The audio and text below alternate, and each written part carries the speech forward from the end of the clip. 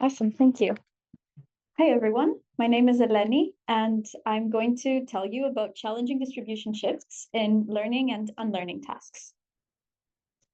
So let me first motivate that we should be reusing models more and more these days rather than creating a new model for every task that we want to solve. And I think most of you would agree with me that we are in an era where neural networks are getting larger and data hungrier and more expensive to train. So we don't want to have to train from scratch for every new thing that we want to do. So there is a growing need to reuse these models, but there's also many challenges with reusing models that were previously trained to do other things. So the world changes, and in order to solve new tasks, we might need to adapt those models to new distributions. But also there are situations where we might need to remove information that the models previously learned. And so in this talk, I will talk about two types of challenging distribution shifts. One where we are trying to incorporate new information for adaptation to a new domain, and one where we're trying to remove information. And I will talk about viewing each of those things under the common framework of distribution shifts. So here's the common situation. We have a data set and we go train a model on it. And then there's two scenarios that we will cover here. First is the more commonly studied case where we want to take this model and now adapt it to solve some new task. So we have some learning algorithm that takes the model and also takes some new data from the new task and produces an adapted model that hopefully works well on the new task or domain or data set. And we should also be interested in looking at this other less studied scenario, which is that we have our original model and what we want to do is remove data from it. And so really, in this case, we'd be wanting to produce an unlearning algorithm that takes the original model and the subset of data that it wants to remove to produce the unlearned model. Why would we want to do this? I will try to motivate this part later in the talk, but there's a variety of reasons ranging from protecting user privacy. Users might decide to withdraw their data from models where they previously might have given consent, or data that is still facts that is just no longer true, and we might want to remove them from the model, or simply, you find out after having trained the model that a subset of the data was corrupted or mislabeled or noisy, and you want to remove the effect of those from your model in order to make it more accurate. Those are just some ideas. So can we view both of these situations under a unified framework of starting from a pre-trained model and adapting it to either insert or remove information? So here's an overview of what I will talk about. The first part is going to be challenging distribution shifts in a learning task. And here I will talk about source-free domain adaptation. And the second part is going to be perfect. Is that better? Yeah, I think so. Okay, thanks. The second part is going to be about an unlearning task. Please just let me know if you can't hear me properly, or just give me confused faces or something. Cool, thanks. And then I'll finish with some discussion and conclusion about these two different problem sets, as well as open questions. So source-free domain adaptation is a particular instantiation of the more general framework that I showed you before, where in this case, we have a source data set coming from some source domain. We train a source model on it, and then we want to adapt to a target domain, but we have only unlabeled data from that domain. And so the problem is to build a learning algorithm that can use the source model and unlabeled data from the target domain in order to build a target model. And what does the source-free part mean? So far, I've described domain adaptation. Source-free means that we assume we no longer have access to the source data. We only have access to the source model that has been already trained on that data. And this is a particularly relevant and practical scenario because in many cases, the source data is no longer available, or for privacy reasons, we can no longer access it. So we are interested in operating directly on the source model. This problem is well studied in the computer vision community. There's been several benchmarks. Here's an example that I took from this paper from Peng et al. This is the VisDA benchmark. And so here, the source domain is, in this particular case, synthetic images of various concepts. And the target domains that we want to adapt to are natural images of the same concepts. So the distribution shift is going from synthetic to real images in this case. And there's been many other potential benchmarks proposed based on going from clean images to corrupted images or renditions and things like that. And now I'm going to tell you about source-free domain adaptation with a twist. And the twist is that we are going to study this in a different setting than usual. So we're going to study this in challenging distribution shifts in bioacoustics. So yes, this means audio. And yes, we are at CVPR. Why am I talking about audio? I will try to convince you that this is actually quite relevant and something we should care about when building general purpose models. So, you know, for audio, for images these days, folks use similar architectures. They use transformers, they use convolutional networks in all of these cases. And what is audio anyway? It can be represented as a spectrogram. So it's a 2D thing. It can be treated as an image. And in fact, this is what folks are doing. So, in principle, the general purpose source-free domain adaptation approach is developed should be able to work on this domain, right? I will show you that there's some difficulties with applying these methods out of the box. But let me first tell you what the distribution shift is that we're considering here and what's the problem setting. So we are going to go from a source domain to a target domain, just like before. And in this particular case, the source domain is this focal domain. So what does focal mean? It's high signal to noise ratio. And it's focal because the microphone is pointed directly at the bird that's being recorded and that is being labeled. So it captures the bird in the focus of the recording. On the other hand, the soundscapes domain is very different. There's nothing in the focus really. So the microphone is not pointed at any particular bird that's vocalizing. It's somewhere up a tree and it captures all the sounds around, which are different birds vocalizing all at once, but also wind and rain and all these other sounds. And it's much lower signal to noise ratio. It turns out that this is a very, very, very challenging distribution shift. If you take a model trained in the focal domain, it will struggle to work well on the target domain. And what we found, and this is work led by Malik Boudiaf. This picture was behind that thing, but now hidden by that little zoom thing at the top. But you can find the paper linked below. So Malik led this work where he found that source-free domain adaptation methods struggle to work well out of the box. I will tell you in a second a little bit more about what these methods are doing, but let me first tell you at a high level what we're seeing in these plots.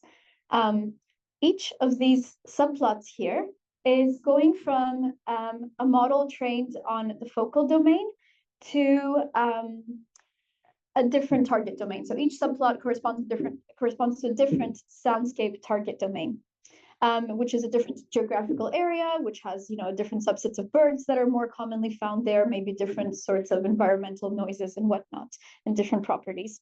And so here the y-axis in each subplot is sort of the accuracy, let's say, how well are you doing on the target domain? It's mean average precision rather than accuracy because this is a multi-label problem. There's many birds in the same recording, so it's you want to classify all of them. So it's mean average precision rather than accuracy, but still higher is better. This is some notion of how well you're doing on the target domain. And the x-axis is the adaptation epochs. So what does that mean? At epoch 0, so the leftmost point in each plot, this is the source model before you've done any adaptation to it. And then for larger x-axis values is more adaptation using one of these different source-free domain adaptation algorithms that are state-of-the-art on vision benchmarks that are shown here. So as you can see, we have this sort of striking finding here. There's two sort of interesting things going on. One is that several of these methods actually degrade the source model. Like you'd be better off using the source model with no adaptation compared to using some of these methods. That's the first finding. And the second finding is that some of these methods do improve initially over the source model, but then they start dropping. So why is this a problem, right? Can't you pick the checkpoint before the drop and then life is good? Well, not really, because remember, the whole premise here is we don't have labeled data from the target domain. How are you going to do model selection and find the right checkpoint? These plots are kind of cheating. Here we're just plotting the target accuracy as if we had labels from the target domain. But in reality, when we're building our adaptation algorithm and performing adaptation, we can only use unlabeled data. And so really, we desire two things here. Good mean average precision on the target domain, and good and stability, so that we're not sensitive to having to pick exactly the right checkpoint for this to work reasonably. And as we can see here, several source-free domain adaptation methods do not fill these criteria. So let me tell you a little bit about what these are doing. I'll go on. So there's been several ideas developed for source-free domain adaptation.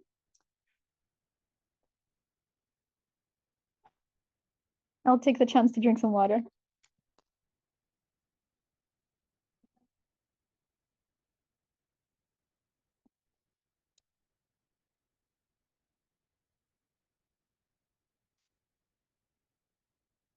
Yes, test. Thank you. So one set of ideas is around entropy minimization.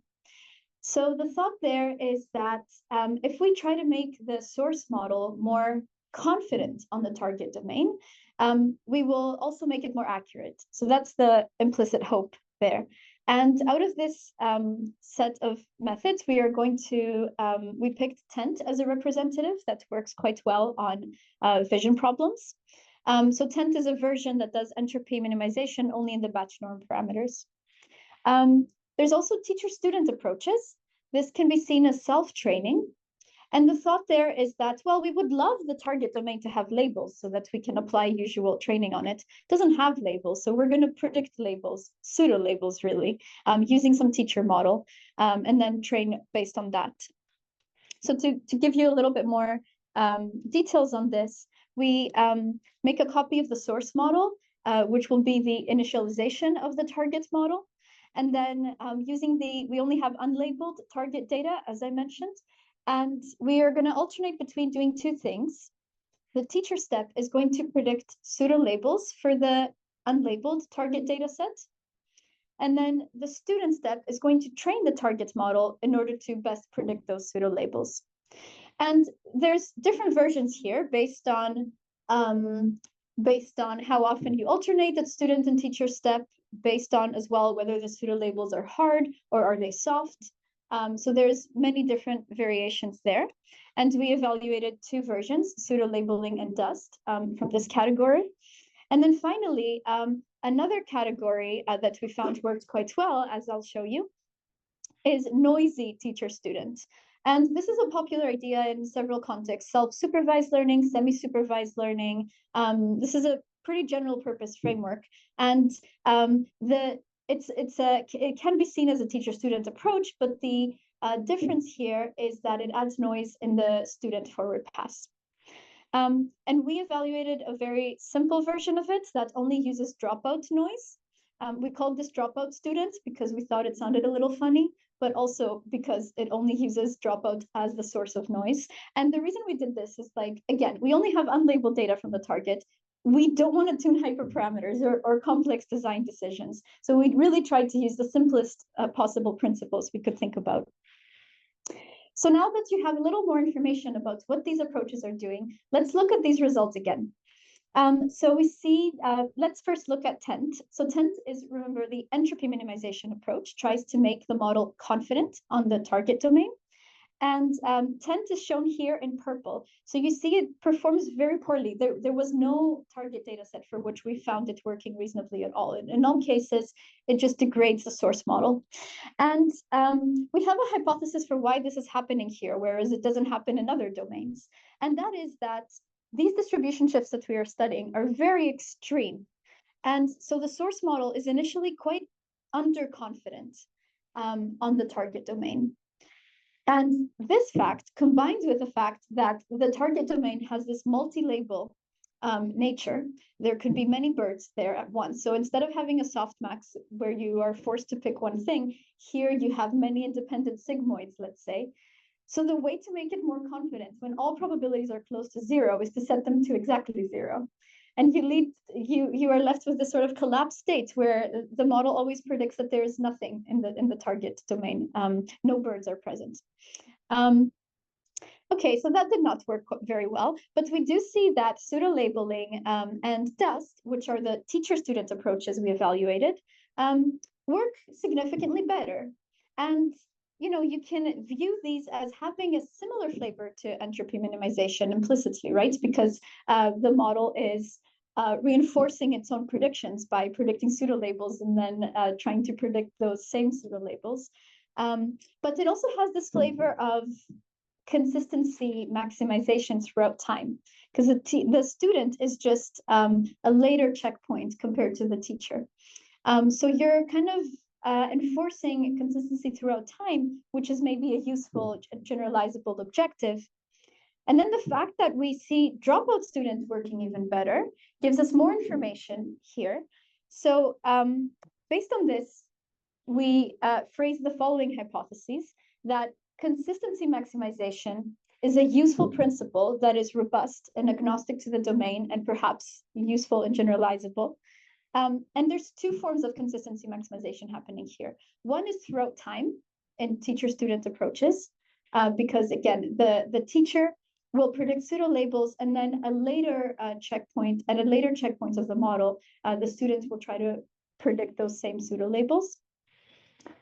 But there's also another form of consistency maximization, which is consistency across different views in the noisy student version, because there's noise in the student forward pass, but not in teacher forward pass. So you are trying to predict the clean pseudo labels from a dropped out version of the forward pass. So you want consistency across different views there as well. And so these empirical results suggest that perhaps these principles of consistency maximization are useful and robust. We also hypothesize that while the source model might be underconfident in the target domain because these distribution shifts are very extreme, there's perhaps still really useful information in the embedding space. So maybe we shouldn't look at probabilities if the model is underconfident, but we should rely more on information in the embedding space about the relative relationship between examples. And based on these observations, we aim to combine very simple principles to obtain a generalizable approach for source-free domain adaptation. And the way that we do it, I'll leave you to check out our paper for the full details, but we build directly on dropout students, which we found was the method that worked best. And we add a Laplacian regularizer that essentially encourages examples that are similar, so examples that are close in embedding space, to receive similar pseudo-labels. So if the model is underconfident in one, but is more confident on one other that's in the same vicinity, that will help so that correct pseudo-labels are assigned to these examples. And so this led us to this Nutella approach, which stands for noisy student teacher with Laplacian adjustment. And this is shown here in blue. And as you can see across these plots, Nutella works better than some of the other approaches, but the other feature that we really liked is that it's more stable. So again, we care about stability here because we don't have a labeled validation set from the target domain. We shouldn't. Like, the assumption is that this is unlabeled. Otherwise, you should have used that labeled data to train, not for validation. So we see that it's more stable, and this is likely because of the regularizer that encourages these terms that encourage both consistency across time, consistency across views, and consistency in local areas that they should receive similar pseudo labels. And then we also checked, does Nutella work well in vision tasks? Is it indeed a more generalizable recipe, or have we found something that just works well on these strange distribution shifts? And we find that it is actually competitive with state-of-the-art there on some common benchmarks in computer vision as well. It's not always the best, as you can see. And I think this is okay. I think it's okay to prioritize. It's a different goal to find things that are general and might work better out of the box, even if they don't beat all methods on every benchmark.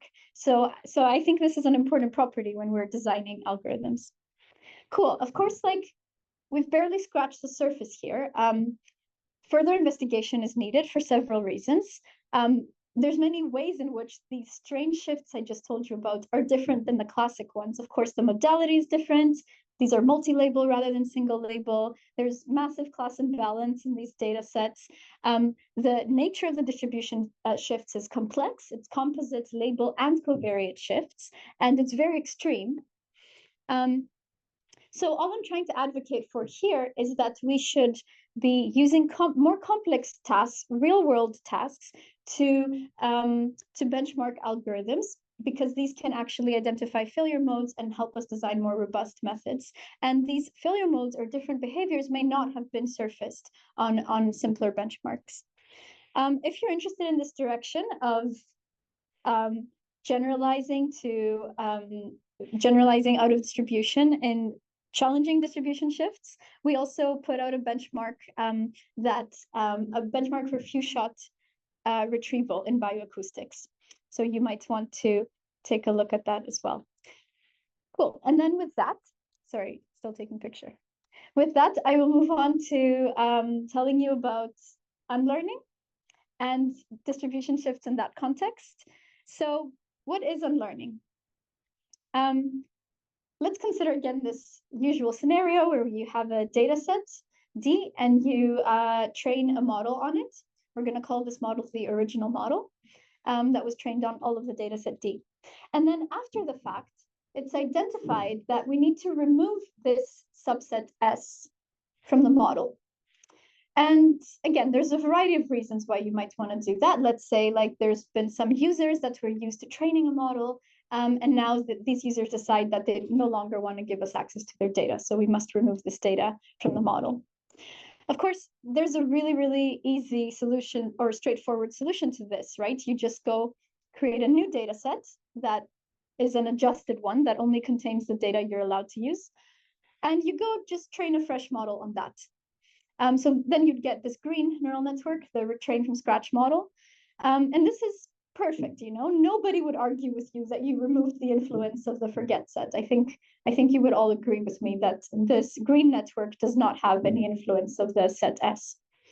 But of course, the problem is that we don't want to retrain models from scratch. This is sort of the premise throughout this entire presentation. We want to reuse existing models because retraining models is expensive, especially as they get larger and larger and more data hungry.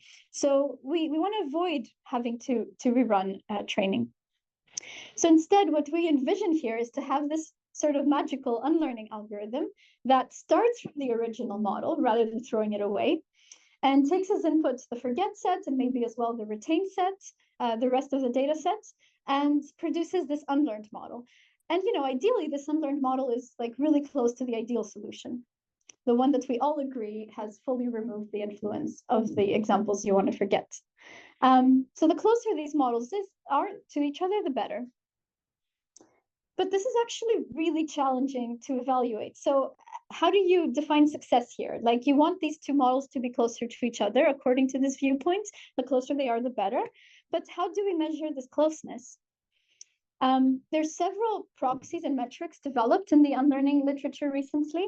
A very simple and very widely used one is to just look at the accuracy of those models on the forget set, and desire that the accuracy is different for the unlearned model. The accuracy is very similar of the unlearned model to the retrained model.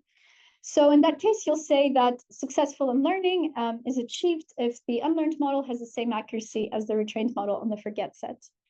But there's certain issues with these simple metrics. And we recently developed a rigorous evaluation framework that I won't have time to fully tell you today, but I'll give you the intuition, according to a formal definition of unlearning.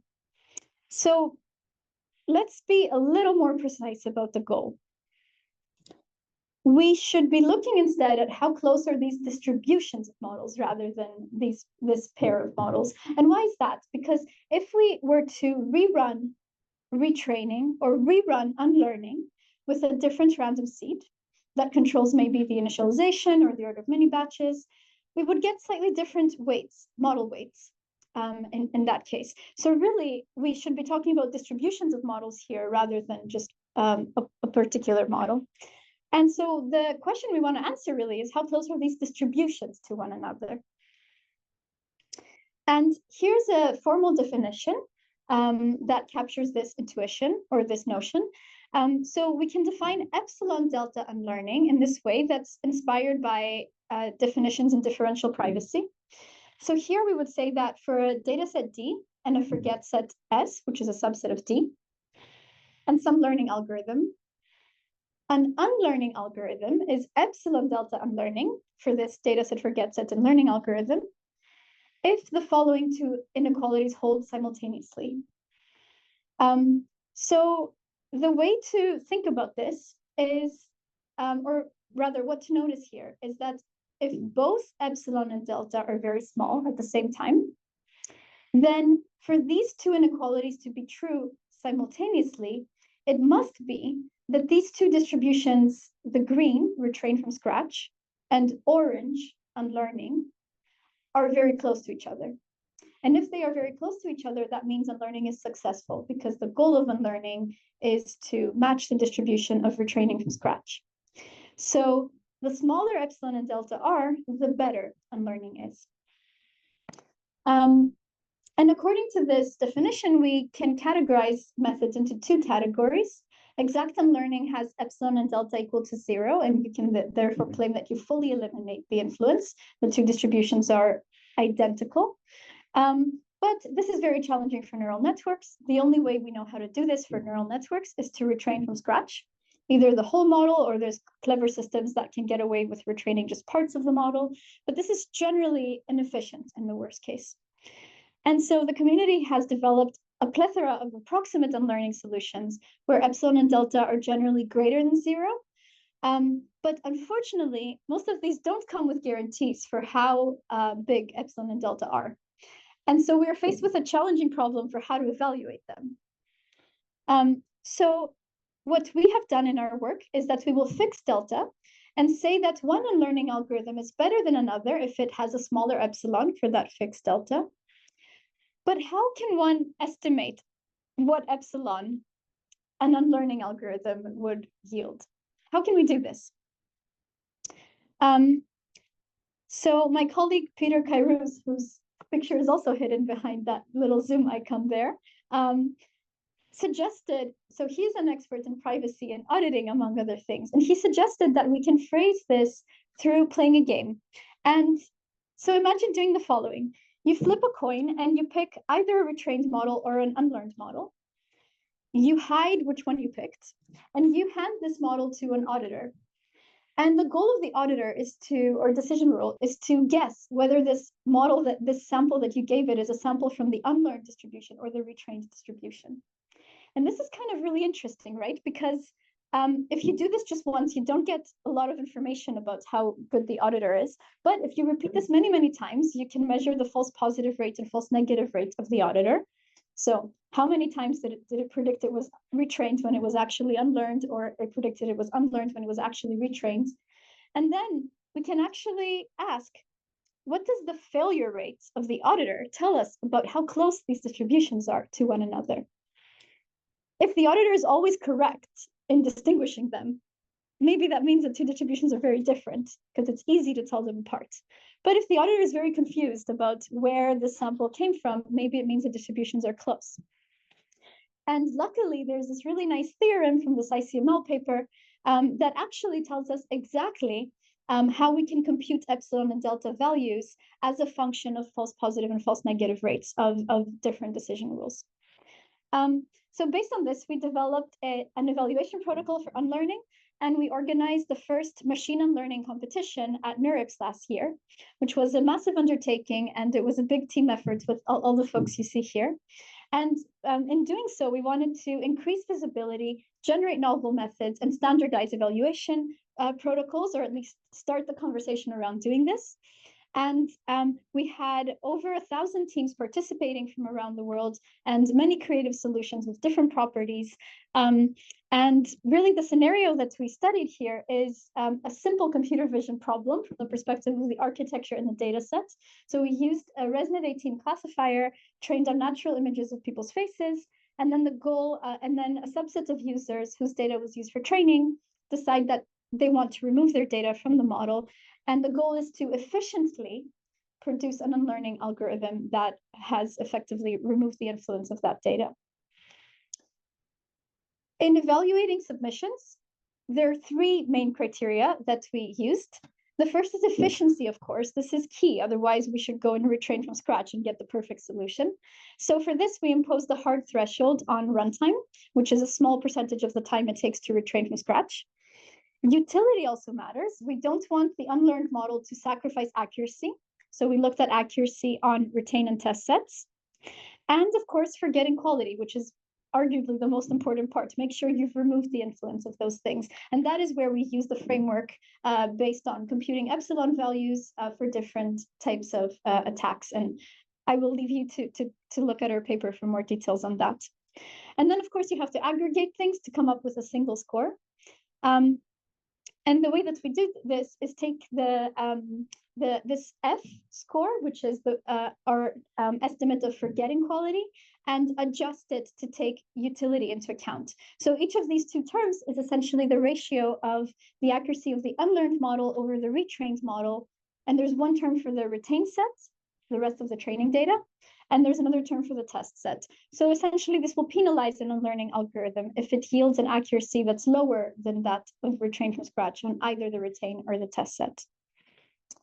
There were many interesting ideas that were developed in the competition, and my colleague Vincent made this really nice figure that summarizes some of them, and there's a much bigger version of it in the paper that contains many more algorithms. I'll just give you the intuition of some of them really broadly. These can be seen as being comprised of an erase phase where the goal is to remove information, followed by a repair phase that might repair any excess damage to the model. And ideas for the erase phase is to make the distribution on the forget outputs look more uniform, or a contrastive loss in embedding space to push the retain set away from the forget set, or adding noise, or pruning, or reinitializing weights according to masks that tell you which weights are most important to be reinitialized, and all sorts of creative ideas. And then repair can be done by simple fine-tuning on the forget set, or teacher-students losses, and other variations. Are we making progress? Are these algorithms better than existing ones in the literature?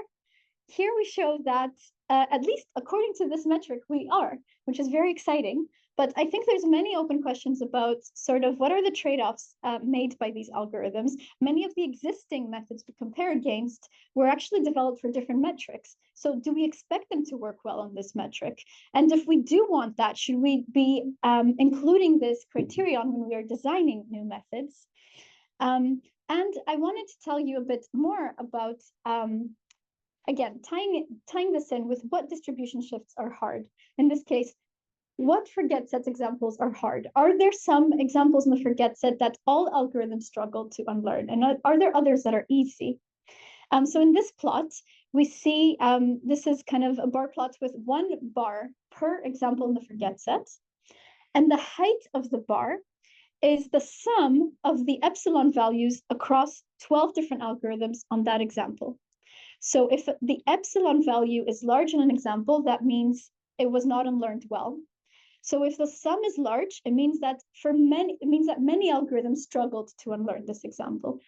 And you can see all the way to the right that there are several examples that all algorithms struggled, and all the way to the left that there's some examples that were generally easy.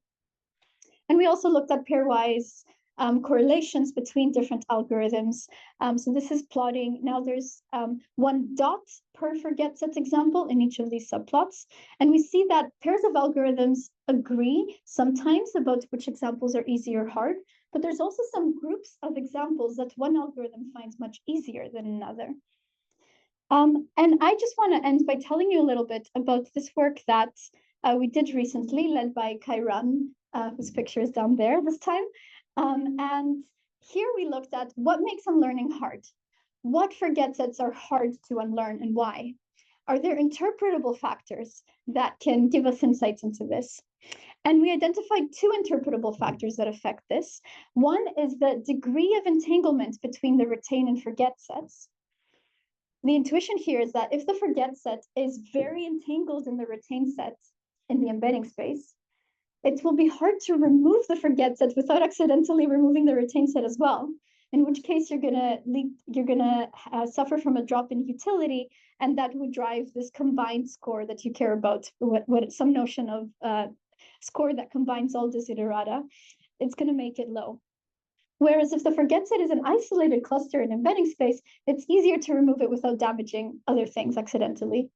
So we found that this matters. The other thing that matters is the degree of memorization of examples on the forget set. I won't go into this much, but there's a notion of a memorization score developed in this nice paper by Feldman. Tells you that an example is memorized if you're going to get very different predictions of that example if it was included or excluded from training. So it's memorized if, to predict it correctly, you have to have it in the training set.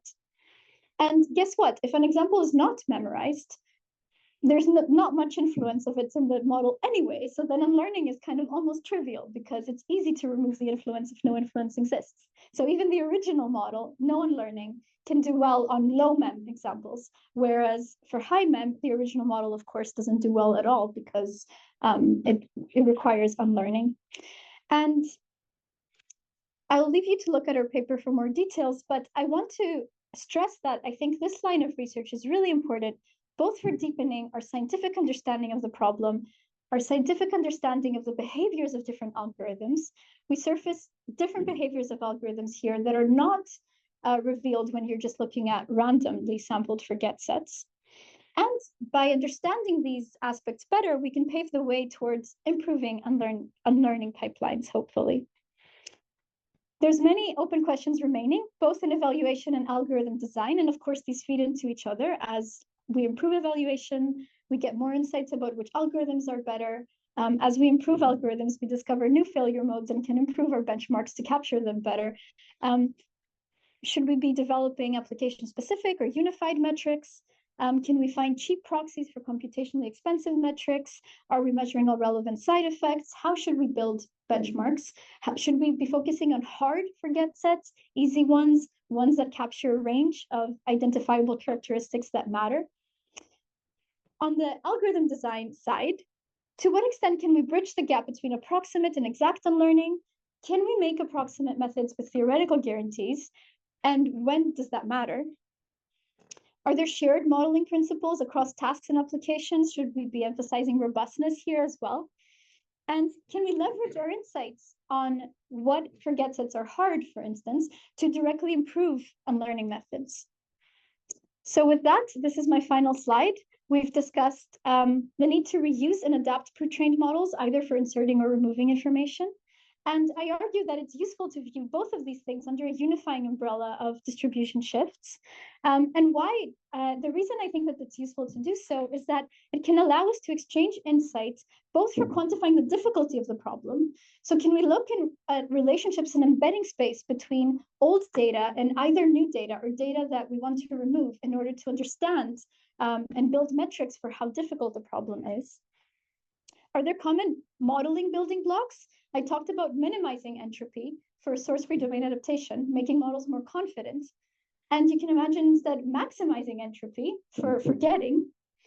You can do gradient descent, fine-tuning to adapt to a new task, or you can do gradient ascent for unlearning. And in fact, this is a common building block for unlearning algorithms. Are there common desiderata and guiding principles in evaluating or designing learning and unlearning algorithms? Perhaps emphasis on robustness is really important. I highlighted that a lot in the source-free domain adaptation section, and I argue it's really important for unlearning too, as well as building metrics that have multiple components to take into consideration all side effects that we care about. So with that, I'll stop here. Thank you for listening.